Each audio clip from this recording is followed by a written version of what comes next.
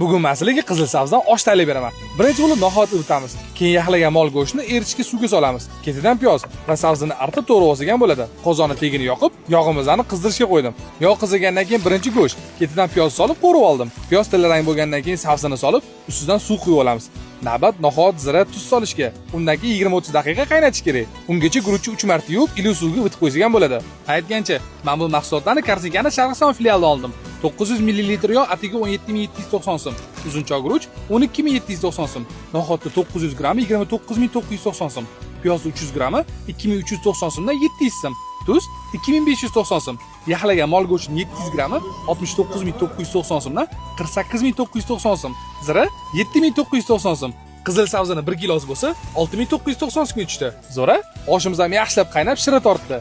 Endi guruch solib, ustini yopib, har 20 daqiqada 3 martadan ag'darib olsak bo'lgani, oshimiz ham pishib chiqdi. Yog'ni 300 gram, tuzni 2 qoshiq solganimizda shu 1 kilo osh 82 ming so'mga tayyor bo'ldi. Ta'mi yaxshi.